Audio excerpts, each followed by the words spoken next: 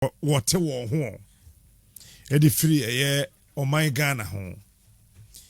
Yane Openi Al Wahab and a Shasia and Ra Farouk Al Wahab on our international diplomat.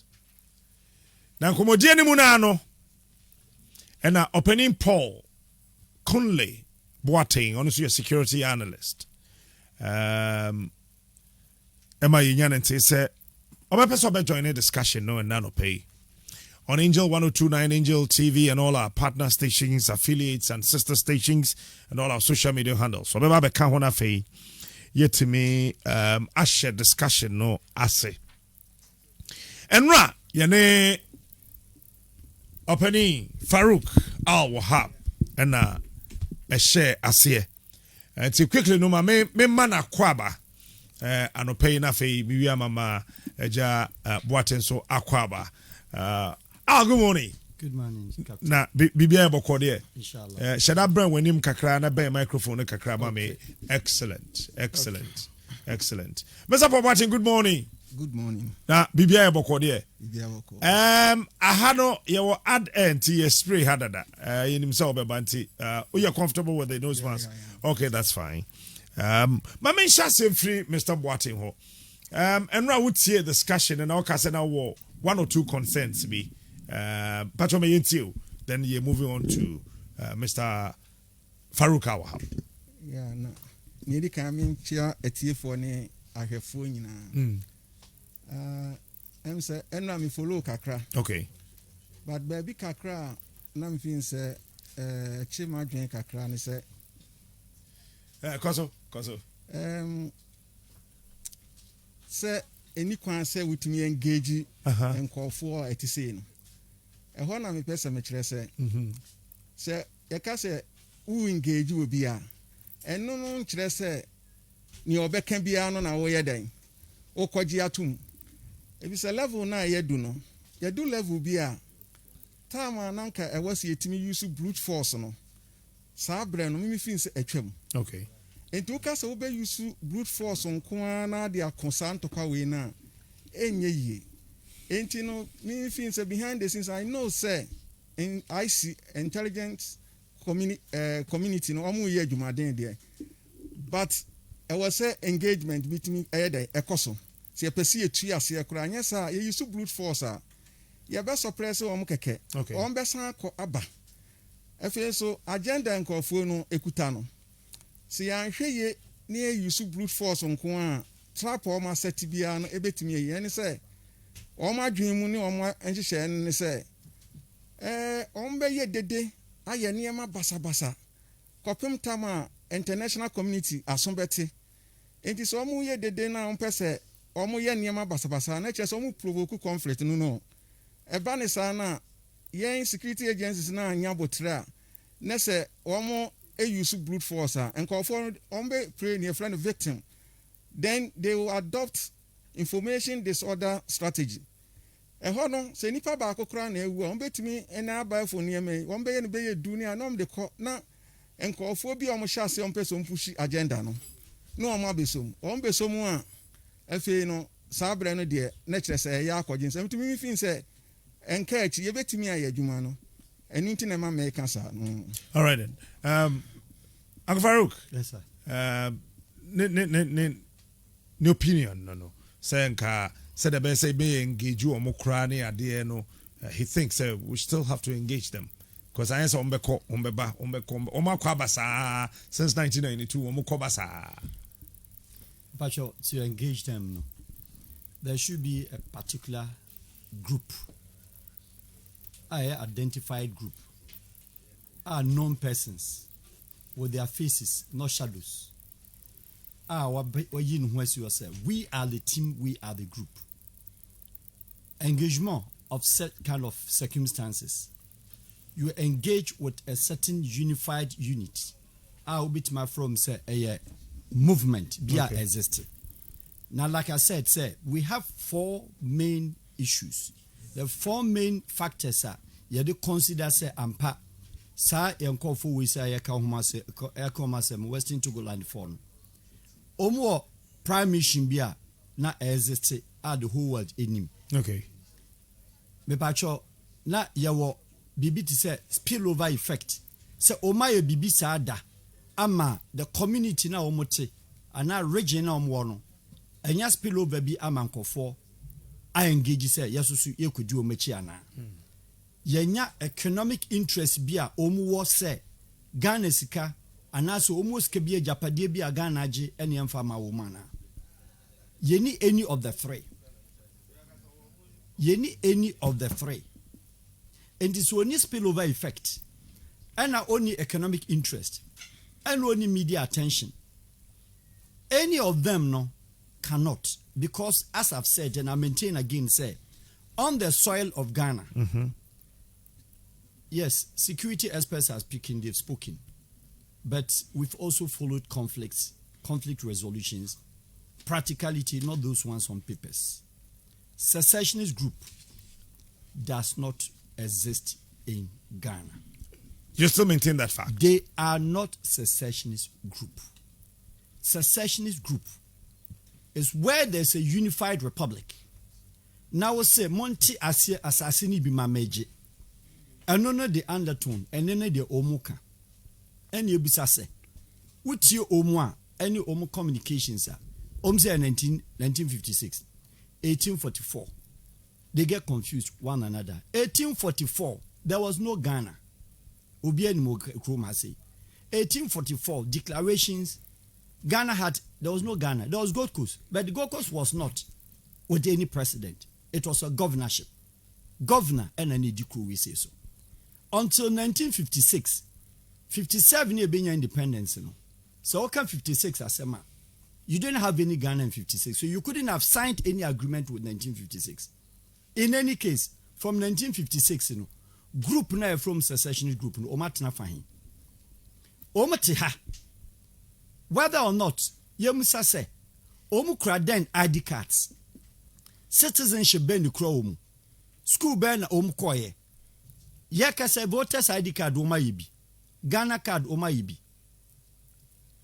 Mpacho what you say? NHIS omukra bi. Omuko school. We don't have an identified forest. We don't have an identified town. A omsi yaka enho abom. Ne kro ni nyina di echi. Engagement. Yatibi. Security experts. Any politician say president engage you omo. Me pacho president on kasai. And it is very much so say on kasa because there should be a word of identifying the group a oka ho asem. Say president the kase admittedly Ghana was a secessionist group. The country more or less is doomed. Why? Because say on the land of Ghana we haven't identified any forests. Any time be ankofo womb. First time I'm to omunka in this year, almost ye nipa 200. We are 200 men and women. Me pacho any country a population ye 200 men and women. And I've also said and I maintain say omu group no omu ti island bi so anaso omu ti archipelago bi and a yes secluded area and almost certain properties almost certain wealth and a Ghana age and one more umubia it's a different thing. Obi ti jasikan obi so oti mepe obi so oti ho obi so oti amfoiga obi so oti hohoi obi so oti rara. Now you're talking about pockets of people across a woman one time say yen Western Togo land. Now they are now communicating so here 4 million. 4 million no it goes all the way up to Gonja land. Has Tamale people said they know them? Are Tamale and the Gonja land prepared say Omo air joining any secessionist group? The Volta region Omo claim Akwamu Fie Akwam land Ediba Bedu Akosombo no. People from Akosombo have they recognized them? Anra osi onimu Asogli osi onimu Obiaso onimu.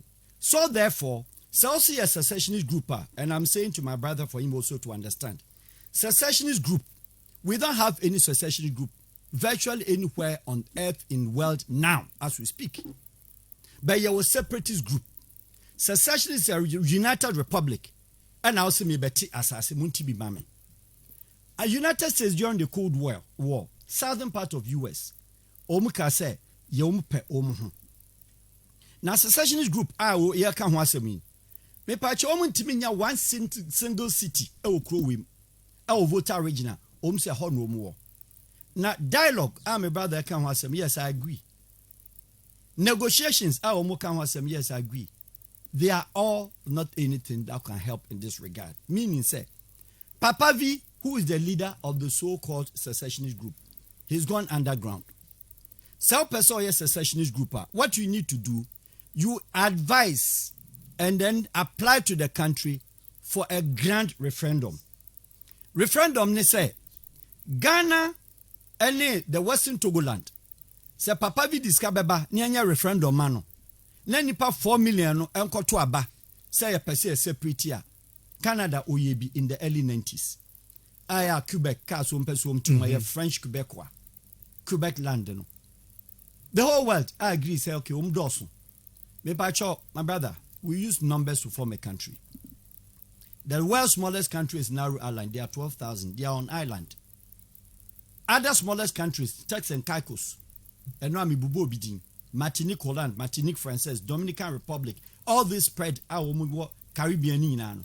They are on island. So the French, the English, the Hollands, and the Germans, Omayaho metropole area are part of maybe England, London metropole. Near Manibia, governorship, and I see Yamano, a mini prime minister. My idea, Ghana had been the forefront of conflict resolutions all over the world. Okay. Ghana is not short of diplomacy. Ghana is not short of dialogue. And country Ghana, United Ghana, it is not People's Republic of Ghana. That is where people are making mistake. It is Republic of Ghana. And we became Republic because all the units, the Dagomba land, the Gonja land, including even the minority tribes from north, the Ashanti, the Western, the Central, they all came together and form what is called Republic. That time, the Western Togoland, when you know free. Yanti Western Togoland say, when they were uniting to become a Republic of Ghana, where were they? That time they should have raised their hands and abstained. In any case, see no more dialogue, any other country in Moma, landed there in Omukucha. In any case, see no more dialogue, Omu colonial masters, Ebeyahin. Are they securing independence from Ghana or they are securing independence on their own? Like Ethiopia did. Like Libya did. Is that what they are going to tell us? Papa V and the group. So person we are secessionist for my brother and then listeners. I yes we neutralize your identity. Giving the passport, the ID card of the country you want to and step out of the barrier and the frontier of that country. So look out for a haven. A country obejuatum na now you set up what is called a movement. Papa V Omaya sana debi because untimi ko Togo. So kope baby atina.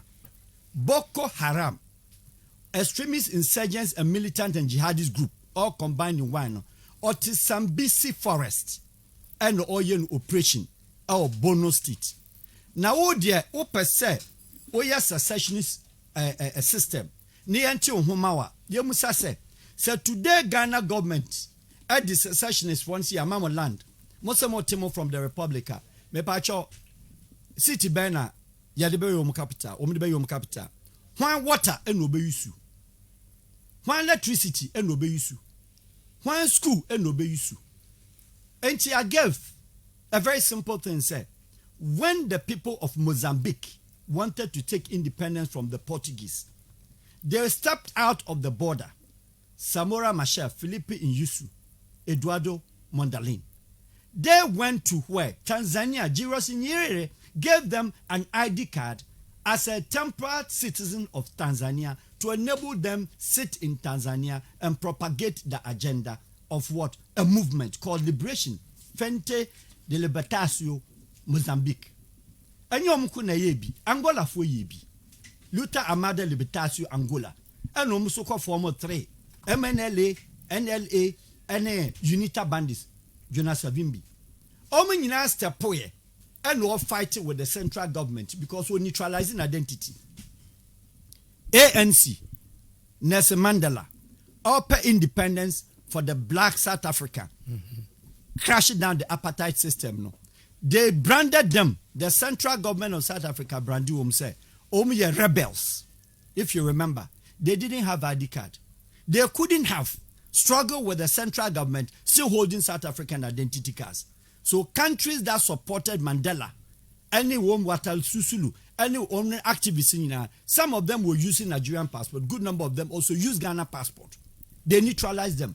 They stayed out of the border. Zimbabwe, Zambia, they lived in exile and they fought. But what they are known at Tikrom Hawudin, Obako school, as we speak, Ghana school teacher, and a China there. One kasa ukra Ghana certificate. One kasa what's not Ghana. Voters ID, voting card. Why elect every Ghanaian president? The Fourth Republic, where from independence time, more papavi at 89. Why a Ghana independent vote for Ghana presidency? How do you vote for a country that you want to succeed? It doesn't make any realistic sense. So, but Quebec in Canada. Yes. Once no Marco school or Canada. Yes. One more atuaba yes. Successive presidents. Yes. But no, they were not declared secessionists because the prime minister of Canada at that time was a Quebecois. Jean Chrétien was a Quebecois. Are you getting me? Okay. You don't get the two confused. No, I'm just asking you. And then Quebec has the numbers. The Canada population of about 27 million or so. Quebecois are more than 7 million. They can form a country. And they were using a language set onto the central south, Ottawa, and the Great Ontario area. No, adopt to be serious with the French. You know, they don't regard, but they are doing the English. They learn English and speak French. Or more wealth, or more economic power, or more interest. The media attention is there, and they have also a certain France. So they have a case. All right. But I call Mr. Paul Boateng. Mr. Paul Boateng. Captain, the Miniane canon history no in a but I know what population. Me no, one on a mini fancy ye debate. Ye try out me crying the first one. Sure. Because population there, San Marino, only a country and Amiwa, almost 18 Mebwa. Vatican, a country or dinner, population, yes, population 7 million per se, your cosa, me no. Share dynamics now, and yet the same. Those days, Zimbabwe no one almost history na Cold War era. And you know not what powers near you, bet me and you will be so support. But in this time, era no, share near Cosona, and I remember examples we bring. Men for no, a movement for the emancipation of the Niger Delta no more Krumu Honoma, no more Nigeria Honoma. A year say no, a biny a day, engage you. What you say? A young fa chinfin for ya no one ordinary random. No more pet, almost shall see or more ye did basabasano. A biny engage you. Me no, yes, sir, okay, you have ever friends separate so, you have a friends of secessionist, so me made the any quiet before I be too as here. And now President Kasai, Vice President Swakasa. President used the word secessionist. A time or granting interview ma and call for intino me where they no need a definition no me and shut down him say a kwanye be faswa ye be day ye be too adenase and mama examples say if we ase baby a san ye man be sorry no ye ntimi anhase entu ase ntem a edu level we na mini a wo ye den wo ye go sukura be engage no one way or the other either behind the scenes and son a no I yes, yet yes, some are criminals. But who pay peace, a to the beer, who engage you on. And I'm a example say, ye crum here, Gabon, or he been in and call for water, and then call for cocoon, only a criminals, and I'm a by ye pay peace in it, I then engage you on. It's a doctor beer, who share send your issue in it here. Now what to me and your solution why they would be a solve issue. Me makase behind the scenes na niam be break koso ana omo no so nyeso 50 ya na omo sorry me makase politicians bi hyase ana makasa hemfu bi susu hyase politicians shede koso yase Ghana have politicians ana captain some can this is not the first time okay abrofo bi susu hyase aye country be ya me modin ba obi is it Germany is it France uni mamenka ayi bi nchro Biafra war obi enum se France for ni Israel for na baba France for ana agi agina mu pa tama ntokwa na ikoso no Ghana ha ya nkutahudie ye de eba on be ye meeting wa buru okay enti wo hia wo bo no nya bon upa bo bebia sans de bibia hyase se nkutahudie bi nkɔso Mali as awadifo ye tware for your mbai wɔn kra de separatist groups no bɛyɛ miɛnsa ana Mauritania president kan wɔn bo mu a wɔn hyiaye nkutahudie kɔso enti no wohwɛ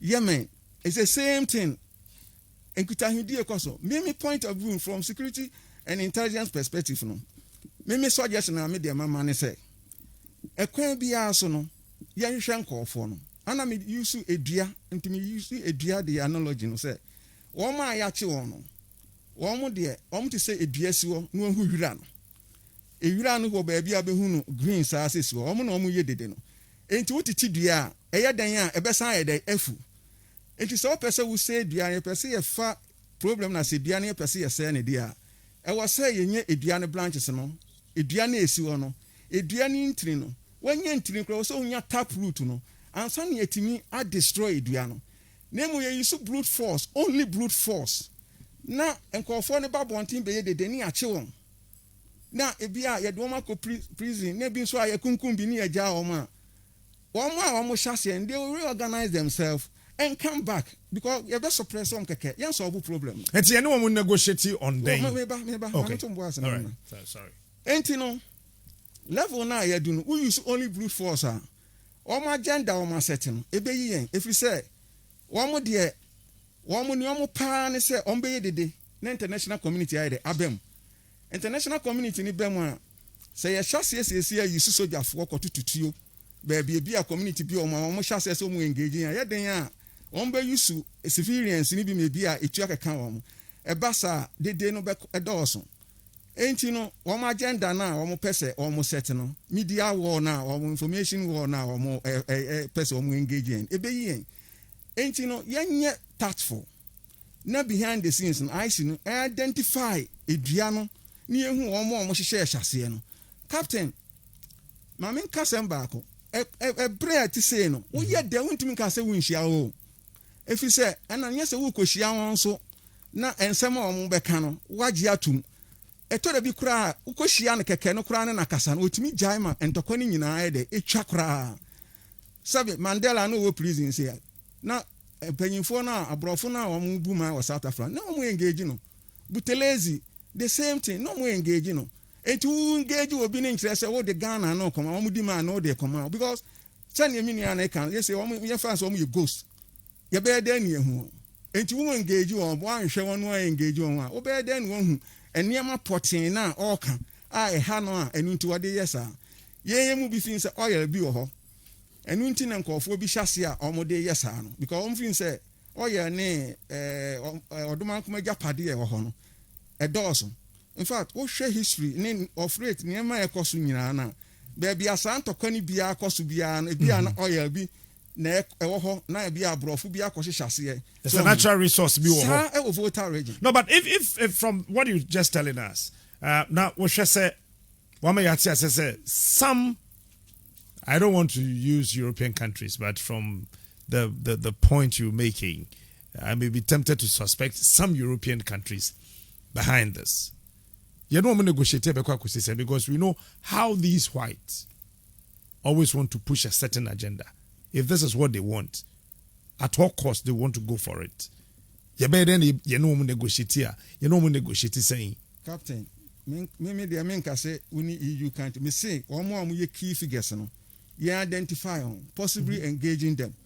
If you say senior makano entokwa say na be wiase ni nyina dodo na brofo na hyase okay mama anti ye dey brofo hyase brofo hyase mama kasama Senegal example I say na wuro ma father na hyase na church or ye secret meetings ni ade hwek na see ye tese wono organize my students ni ade baby bebre so ho wo hwe ye man say ya wo bon say external forces Saudi Arabia ne United Arab Emirates almost hyase mama Biafra so atiase mama baby bebre entimi media ne say so why engage you want me ama intelligence community and identify no more engage you ma captain obi o hono ma baby a wote no a wo involve no wo touch na asem aba so ahu ana ebeye den so bi nso a emrantie na ya cheche won a meka so mo ye leaves no wo mo beye ebebo ni din adwuma we na aba no enye brute force asem ya intelligence community adwuma e was so deep no mo hwehwe nyenti a niema na ko na possibly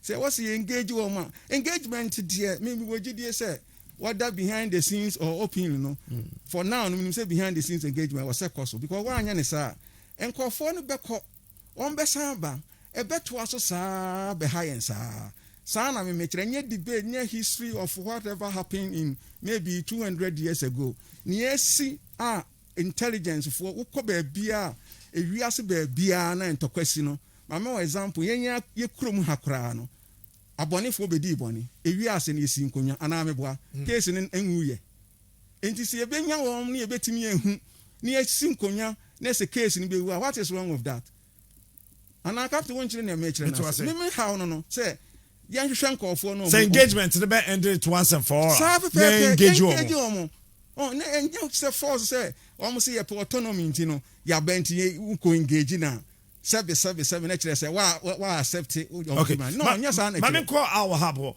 wo twa any few of them didn't come behind the scenes one of their concerns they say after independence all those areas the mepe soga kope just kind of all areas now wo mo claim say wo mo ka saade ye wo mo ye no ho no development wo ho no e wo form excuse me captain I'm not captain short excuse our man say ethnic marginalizing opa hwe be asa na me na koso nyina but bibi hyase me de Ghana ha de no nim say oil no nti ana wo mo yes wo mo see development in okay mami sorry they've been marginalized for quite too long Captain, Ghana, if we are talking about marginalization, and America say even greater Accra.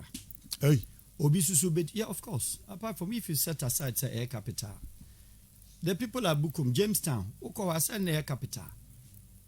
The old Accra. The Bukum, the Jamestown, yes. The Chokos. And you have a certain castle, Nesi, Osu.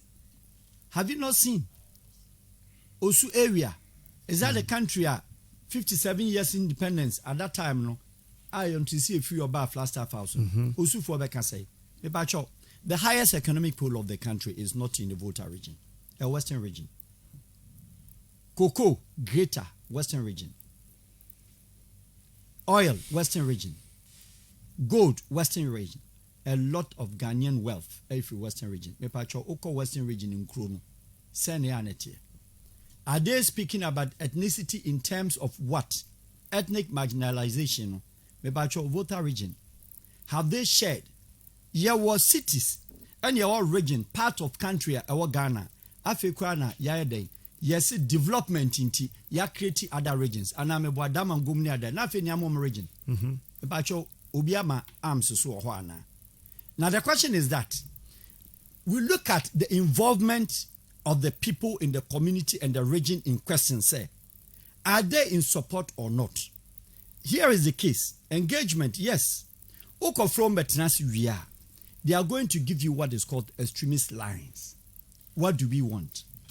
Koko ye we, ye pe we, fa we mayen. And I'm saying, say, that is not the first time some of these things happen in a country. But Ghana, as one of the top diplomatic lords on the continent of Africa and the international community, we have, until today, the region where ECOWAS West Africa and Crown, the United Nations representative, Ghanaian. The East Africa, the United Nations representative, Ghanaian. Ibn Champas and then Hanatete, respectively. And this is a country we've engaged in supporting and helping other countries even to gain independence. And we haven't, and we are not using brute force. This is a country, Obijian at the flag, it declare. I think my brother and all of us are aware, say, lower Ghana flag, and or hide the flag of yes, we'll show that video very soon. Now, say what lower flag there? What declare independence on the country now? Also a marginalized zone. Usiti, like I said, at the time now declare independence, you are state. The problem here is that, or say, HSG home study your friend saying what the group foundation it's comic because if it is a foundation meaning it has been established on the earth or on the soil of Ghana, me pa choma check registrar general department say omo that group no ho ana So Registrar General Department, any even that group, it is already an abandoned and also a banned group on arrival. These were the things that Ghana and take care, because also a HSGF. Now you need Registrar General Department, or recognizing the registration of a certain foundation. That one alone, it need effect. And to so now we see a HSGF. Secessionist dialogue, there will be another group from the West. See as you from a PSF group. Are we also to go and engage or to go and negotiate? In any case, some negotiations inside the they keep on talking about ethnic marginalization. Okay, so Pacho, hold on, mommy. Video in our ocean time ana omu eloa. Yes. Ghana flag. Na omode no akosoro. And I will show Facebook. So Ghana flag no eba form. And I almost so dear no one more train ekosoro kakra. Mpacho to aso. Na say uye we are. Now we population at 2. Now say Ghana president should come and sit down with them and negotiate. Yes, Ghana government will come, the president of the republic, watu abano, ebebano no abame negotiate. Onfa the negotiation lines and then the consensus no, but the point is that, and I will still insist, say, if the people in the voter region are in support, then what some of us or some of our brothers are speaking can hold. If the entire voter region are not, as I said, for the majority of the voter, and I say, yempe woman yenim woman no. So we engage with that. We should see the group as criminal group rather than to see them as a movement. They haven't identified themselves as political movement. Neither have they identified themselves. Ombetimati a group. Obetima a political a group. Nanko they are contesting elections. Nanki a home or parliament. Nonko pushing agenda of Ghana parliament. Yenti say Western Togoland for cry say ye wo mepe na ye ne also gakope ye constituency ye doso enti ye kra no ye the parliamentarian kra ba no push the agenda. Some of the countries have also done that. Yenti bibiasa enti is a group here yen ye hwe ani nipa kakra we say ani papa ogina ho say also one na ye Western Togoland ono na ye claimed so what swear in. And while lower Ghana flag, there should have been a declared president. Pepacho omu declare presidency. Now when Timin declare and lower country any flag, na country any currency shobutum. Mr. Smart, majority as here. At the time now I said declaration, we are no kodi Ghana. Neutralize the wealth and the properties of the country. Give your identity cards down. Neutralize your identity. Ceases to be a citizen of Ghana, ceases to use the Ghana currency. Neja and Nema may be ba a Ghana. Then we are now talking about dialogue, we're talking about negotiations, then we are talking about, your friend is saying, discussions. Now, lower country, any flag, a broker country, any currency. And we are Okudi. Sorry? So we are no Okudi Ghana. We are Okudi Ghana. And let us not, we should be very careful. Say our security. For me, what is happening? It is a breakdown of security. Your friend is saying a network. The lapses, the security lapses, and now we are leading up to where we are now. Because Greater Ghana had never said, and none. So Okaso or Kogonja, no Gonja landa. You can only do that. Say, be a rebellion or terrorism. Now be a rebel or terrorist association there. Then you are going to force the people to come with you. Say, mumpo, you Western Togolanders. And I don't think that is what the people in Bandai, the people in Raura, or the people in Krachi, or the people in Akosumbo, that is what they are telling these people. And saying that's what we want. And in negotiating, discussions, dialogue, no, Ghana is not short of diplomacy. Would you also agree to another school of thought, sir? Your security no affiliate, because this thing started 14 September 1992 in the Fourth Republic. That is when they started this whole thing up until Emre Abedro bases IGG police photo any idea ye grow. Yes, agreeably no. May say the security must hold the people before arrival, because anything that involves borders on security no. If you allow, say they were able to infiltrate and come into the city. Wetima ba LCC yard. watima group no ho watima babaji high road. Well, let us look at it from at this point. Say, I don't want to use the word say a well-rehearsed, coordinated attack. That one I will not. In all fairness, because armed robbers who could be fee, echo rob kobu dino, they are also well-rehearsed and coordinated. So this is also well coordinated. And I make sure say. So in terms of political, for them no, armed robber on so koji country. Onka si yemfa land man. Okay. Tutubotom ni a otimi di du obi atwitwa ne bag yi na yi no. Also coordinating ho. And say if politicians and then security men of state start talking, say this is it. Oma coordinate the most distant in secessionists in the whole of West Africa. But your brother making mention of Ogoni. The Ogoni people and the Delta, Niger, for them there was a clear distinction and a clear distinction between Yenu Omudian. Ogoni went underground after the 1993 elections between your friend is Tofa and Mashoud Abiola. And when the Babangida cleverly knowing said Abacha Baba man the power mano. When they did that and Ogoni for taking arms, because Ogoni they clearly no Nigeria land no oil no South Akwa Ibom state winning no about any delta about 60% 70% of the oil if you hold. And if you go to the Ogoni land it's very bare. And in woman no when even a Didi Maso no engage no sell up to now Ogoni people most of them they are in jail in Nigeria. 7 jail sentence. Ogoni didn't say so up a country.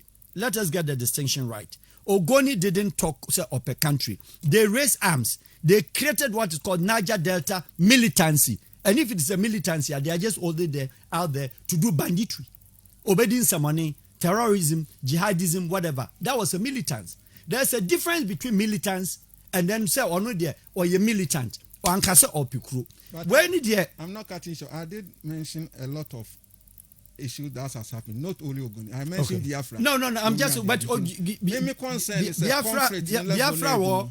Biafra war. Also, you look at also the south and the bigger, greater Nigeria south. At that time, the blocks were too divided. There were frontiers and barriers between the Hausa, the Yoruba, and then the Igbo. So that one you can understand. So the Biafra war was created by even the governor time. By the time of the British, that was when the Biafra war was arranged. When there was an attempt, say, no more person divide Nigeria into 3 because the country needs so. That is also another, because look at Biafra now. Look at the coverage. And the population. There are more than 100 million. And in that case, there was a beef, there was a case. But we are talking about a small pocket of about 200 people. Woman in one town. Papa ne tija sekan. Ebiso atimepe, ebiso ofriho, ebiso ofriho hoi. And ebisa say Greater Ghana and the Greater Volta region are they in support? So you support, that's why secessionists there. You call for referendum. Tanya no. Secessionists, you call for referendum. Say yan to aba Volta region. Wa person wudi Papa V ekot Western Togoland no moko. And when we know the Volta region population of Ghana around 2.53 million, the whole Volta region. Nasi engage in the referendum. Nasi nipan 2 million say ye remaining Ghana. So be the case. It bust up out there. But so when call for referendum, now starting out shebas. Now starting out person kum nipa. Now starting out prepare police. Now starting out abducted there. It is a complete criminal offense than calling for secession. So now to Paul, what's the way forward? Some I'm a suggestion, but my main car miniana dear. Okay. So we share TV so now things any panel or no and yes I and then no I mistake kese. Well, if we say one more sabe you my who on TV so don't go to you know. There are more to it. And to mainly there's analysis no. Me share behind the scenes ni echo ene medical ka say politics kakra wom. Ahemfo bi nso maka say no so hyehyase. Ana ma kire say mimi nim die mu no nim say agudia politicians some you want free vote region and what the mamen can say politicians wom. Okay. Enti no ana ma kire say si ya ka say ye be use etuo samonko a enye dwuma efi say on be ko asaba minim say Kwame Nkrumah stop won before say ye be independence and say on be kan 1956 ye be independence and no anami nia ba ko Kabila gina so radio so chire mu mitie bi sa suppression no wentimi antu ase enti no say yentimi engage won a na okase yenko use tuo na oma ombeba no yen use tuo nko a na ombeba no yen cheche wo ne nko a ombe pesa akọ aba me ha wo no enti na me kire se e wo se aban ne de ne nasi form na we ye intelligence community adwuma ombe kom ewuroguram ehu omo hyase ehu sene me ya analogy no edua ni ntiri ni nyina na omo hu makase obi wo hono ma wo ye den wa engage na wontimi fa no court no of prosecution enti won aya che wo mo no ye charge wo treason sa pepepe eno de emra ne omu bedi wo ma ya che wo emra ne omu bi sene etie me makase betimi kura ye nyini TV so na afi no amanfo obi ehu na afi so ye ma education ko unim say captain eye ekwan a ebinum fa so wo brain wash mlantie no they don't care about your history, they don't care about anything. One day ni onum an say ya ka kire ne sasase we ye me nananom dia ebi a niema pa bi wo so na ebi a wo abaji afiri yensam obi wo ho a wonya time okura nridi no wo timi a challenge say me nanan asem wo kan eye a na enye si educate mlantie no ekwan a omo fa so recruit wo omo no no so e wo ho no mo nso omo timi di wom ko share forest baby e training omo pass out wonim sa exactly two groups omo sika nyina unso omo sika go and find out omo design sika omo bibia omo ya omo national anthem bibia let me learn sika dey ubetima design it no whether the money will be adopted or be accepted by particular block you cannot just money is not a toilet roll. I can design money today but I don't have any block. Okay. Group no nyese ne na omaba captain omoba ya che ni ya so on so ma be do this level enti level na edu no wo ya wadwen se bia papa bi wa ya kokora bi keke ana ote wonti na bia se bia nche kuro bewu na asem na wu a eye ade a emfa se enfom so efi se bebre ye ewo interest wo sa ade we mu enti no yem education koso yem amlanya adwuma na omo a wasi engage on behind the scenes and abaning fa ne nansi no onye medical ma mfa to say obi wo ho no mo a oka ho untimi nya asem bia na ade na kogina court. That's right. Na ade na kotum omo a ya cheche won so be ye den so on be boni din say papa we ka ho enti ye intelligence na ye geda na ye timi engage sa nkofo no na ye hu ni enti a omo ye sometimes obi wo kra woni ne trans na mu ni chie di nkomo ni wi a case dial obi so ho no mo a obesan atwemu a ejina sane ye be approach no sane engagement no beko what you say eno nkire say ukohia na waka say mo fa voter region ko men kan sa medical ka say be bia conflict asi a sansem bia akoso bia no wo ye den enkoso sa nkutahudie no ankoso wo kokoamu a eye den be koso na just why ya chomo kura ye charge omo treason ni ye do omo tum kura enjai won bote ho no na maka cho say root edua won tua won mom to mesa organizing for from e bedru ba bi no de amano ne fo be ba be hyem no mo ne Ghana de enti ba sama no fo de won ba ya tese so mo tachiri dada wo o se de won mom di sika no ne ade no won betimi nso ama ho kwan ma nkofo bi kura na jihadis fo bi kura betimi abeka o ye be boa mo no makono mo age what you say edru say na omo pamu ani ntino mu bie o akwa dem mo enti no se ya anya ne sa ne ka so omo ye criminals yes go bie num so omo ye criminals ana ma example say ye krom ha ya gabon won hene port ho ana ma fo ko twintwe ku won ne nkofo se na ye criminal act oda na ye sinkonya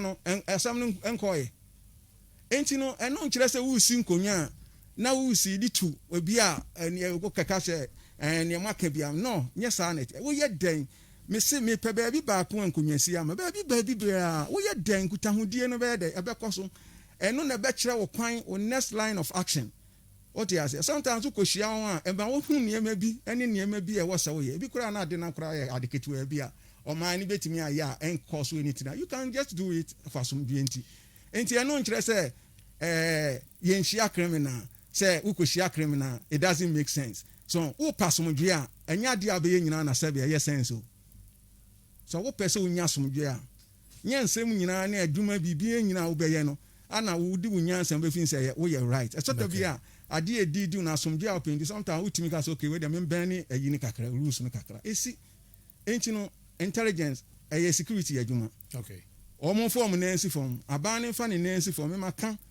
say wan fa ne ensi form no antoto ne ema yi a same way koso captain one hwe ya democracy kure betimi ase. Captain, Farouk, yes. One of the things I would strongly disagree on any platform, say, Ebia, Abrofubi, call it maybe a superpower or a country, and a certain individuals there, your Peruquia interests, your Africans, Bikwana, almost sponsor war. Nigeria, your friend is saying, Boko Haram, your more politicians here, almost sponsor. But as you are aware, Boko Haram, up to today, only they will say, Wama extremist approach, Wama extremist condition. My Nigeria school biano, Obianko, Enkosuya Makalanta, near Yusu Sharia law, near Fanran in Nigeria, extremism, because when you say Muntimi, Enye. Now, I'm looking at the Ghana that France, for instance, will sponsor terrorism or will sponsor a group against Ghana. I'm looking at Ghana that the United Kingdom called the UK will sponsor any group against Ghana. And I'm looking at Ghana that the United States of America would sponsor any country. And I'm saying, sir, united as we are, our democracy and what Ghana has done for the world on the international community, apart from that, helping other nations to develop and discover what is called self-determinations. Ghana had been the country, a lot of countries are opening independence. Genuinely, Ghana supported that agenda. So Ghana will not be any country, and it has never been a country where against such kind of self-determination, right to rule and right to self-determination. Ghana and Guinea. I'll be very shocked. So any of the superpowers, but when you set aside the three, I don't think Belgium, I don't think Italy, I don't think anybody, individuals fine, so let's see how that one will succeed. We should admit and accept, say, yenya security flaws and security lapses. And nama weyaba. Se omo coordinate security and operations and the network in here. This is not an issue that should be a big concern. Ghana, I'm for some American. You have chieftaincy issues. You have a pocket of problems. In Konya Alavanyo, I do over 25 years. You have Mampushi Kushasi in the north. I did several years. Nanumba Konkoba, I did several years. None of them and it must spill over because of how settings in the city, traditional settings, religious settings, economic settings, ACTN, spill over. And today is where issue that could be contained. It is not the biggest group and it is not the group that is above the Ghana. You want all of them arrested? If you declare independence on a land and you identify it, it's treasonable. Okay. Now the difficulty here, Captain, and for our security forces, then now we can talk about politicians and the political decisions in the world. Say, Edu Sebibi Saba, the politicians are in a haste. Interior Ministry, the National Security Coordinator, the Ghana Police, and all of them, they are in a haste. Not to be seen, say, it be a weakness kakraba, because they cut them just off by surprise. But what my achi woman, Captain, what my achi woman, a honey na mimu woman beef, she said, Obu Ohano akon farms, genuinely no kwafum no oba. And I'm your operation, I'm running for up. Baby, a danger one say, Obechi innocent people. Me too. Now, Obe Oduombeka. No. Yes, there's innocent people arrest. And then they create a bit of a havoc in such circumstances. And the intelligence, nobody had ever said, there shouldn't be intelligence. Intelligence, of course. And then about where we are today, because there was a lapses. What I said, there was a lapses. So therefore, we should do all our best. Say, woman actually, with that delay, screen and screen them well. Because some of them indeed genuinely does not, and they were not involved, and they are not part. And Tiasma made me feel say, Ghana is not short of diplomacy. Ghana is not short of dialogue. All right, we have only Ghana 1 minute to go. Unfortunately, time will hold you. I see this here. The monitor events. Of course, Paul finally. Poor man, closing remarks. Yes. Send a medical intelligence figure, send a macan de biano. But and yes, you use only brute force near the solve sa problem no aban ne fa ne nancy form oma intelligent community enya juma na omo hyase nyentimi identify omo nyentimi solve issue wi na asamfa na asamko nyesa ebeko asamba madache Ghana ehun akire. All right then, Mabinda was say Mr. Paul Boateng and Farouk Wahab for your time this morning.